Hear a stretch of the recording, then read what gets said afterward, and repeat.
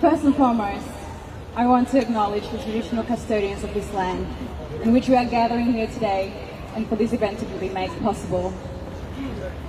The Boon Wurrung and Woiwurrung peoples of the Kulin Nation, and we pay our respects to them, their culture, their elders, past, present and emerging. And this is very important. We recognize that sovereignty is never ceded. Yes!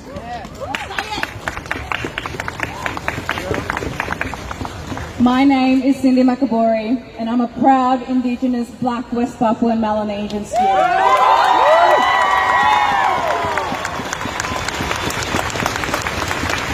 And thank you, warriors of the Aboriginal resistance, for giving me this opportunity to speak about the systemic racism and injustice that the West Papuan people are also facing. And it's an honor and privilege to be this voice for my voiceless brothers and sisters back home. You got this, you got this. 100%. Preach, preach! With the reason You can do it, girl.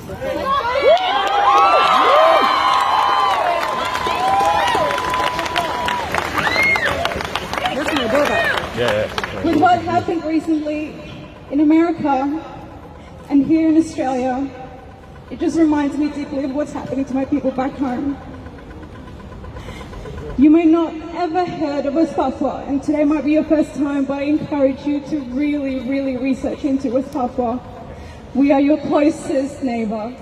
We are just north of Darwin. We're your mob. Come on, Juni. You got it, girl!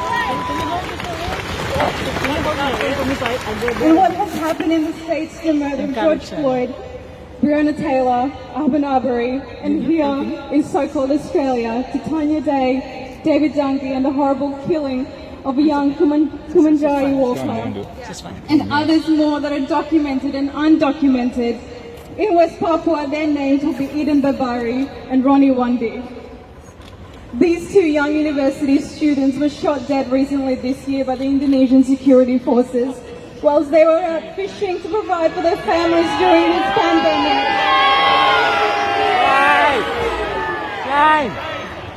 And to this day, their perpetrators are still walking free and have not been held accountable for their crimes.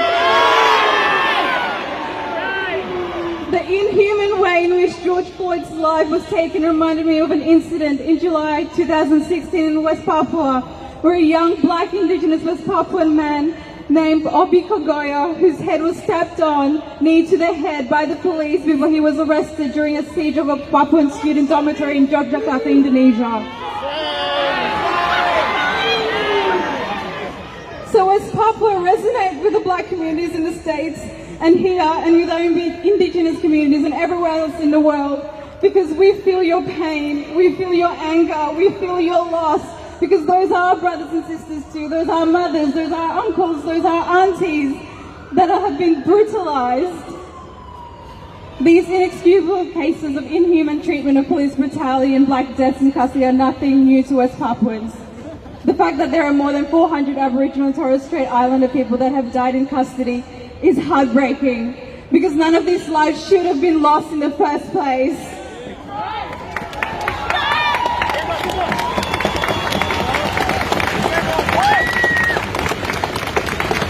West Papuan empathize with you. We understand and share those feelings of loss and pain, your anger and your everyday struggle against systemic racism. Because for 58 years under the Indonesian colonial rule and military occupation, black Indigenous Papuans have suffered institutional and systematic racism and gross human rights violations, where Indonesian security forces have been committing widespread abuse, rape and killings. Soldiers torture and murder villagers in the highlands of West Papua, but you don't hear of these in the news because the media are banned. The international journalists are banned from reporting these and entering West Papua. Shame! These gross human rights abuses and violations since the Indonesian occupation have resulted in more than 500,000 Indigenous West Papuan lives lost at the hands of the Indonesian government and its security forces. to a point where human rights groups have called it the slow motion genocide in the Pacific. Shame! So right now, I want you to raise your left fist with me. And when I say free, you say West Papua. Free! West Papua! Free! West Papua! Free! West Papua! When you said free West Papua, the Indonesian Authority will consider you as a separatist. That's how the Indonesian government has labelled the court since the colonial rule of 58 years.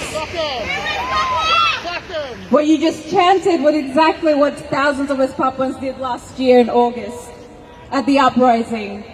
It was the island's biggest nationwide protest in history.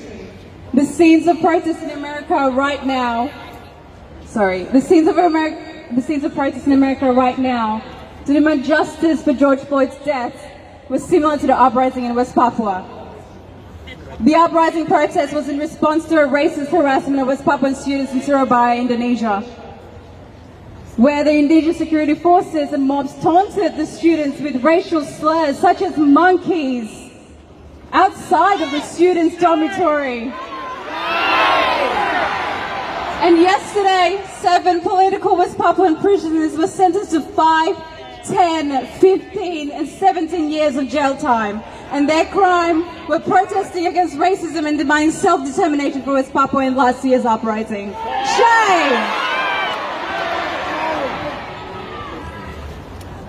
While those Indonesian security forces that committed racial slurs and violent acts against West Papuan students in Surabaya only received 6 months of jail time.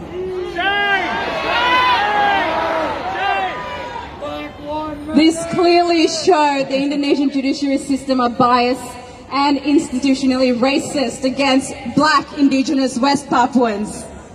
And as perpetrators, those Indonesian security forces will always walk free because of the impunity in Indonesian judiciary system. Shame! Shame! My mother, Paula Makaboria, was Papuan and an executive of the United Liberation Movement for West Papua, who's here with me today. Please give it up for her.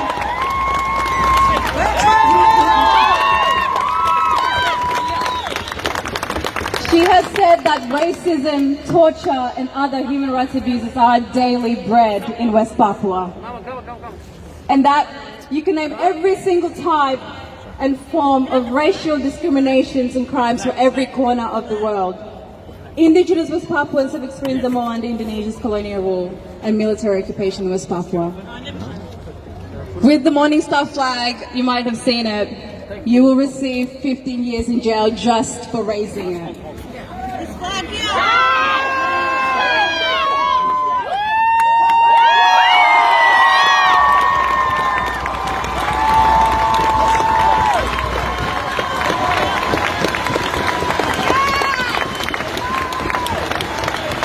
We Papuans are the oppressed people in our own ancestral land, and we can understand with our Aboriginal and Torres Strait Islanders mobs here. Did you want my name? However, we are going to take back our ownership of our land. We are going to take back our birthright and life and the right to live of human rights. We can't be stereotyped as separatists because we are freedom fighters to free our people and land from colonialism and all of its manifestations. West Papuans are being exterminated in our own land. This is the genocide of the West Papuan people. Freedom is not an alternative choice. It is a necessity for West Papuans, or else we will be erased from our own land. And on behalf of the West Papuan people here today, we urge you to raise your voices to help stop these ongoing atrocities from West Papua. We ask that you pressure Indonesia to allow a fact-finding mission and foreign journalists into West Papua now. And to our allies of this movement, we urge you to speak up, use your privilege, and be vocal about racial discrimination and the violence that black people have long endured. Start that conversation now. Fight for a change in this racist system that constantly oppresses black identified people of color And as Martin Luther King said, injustice anywhere is a threat to justice everywhere. So let's rise up and stand up together, challenge the system together.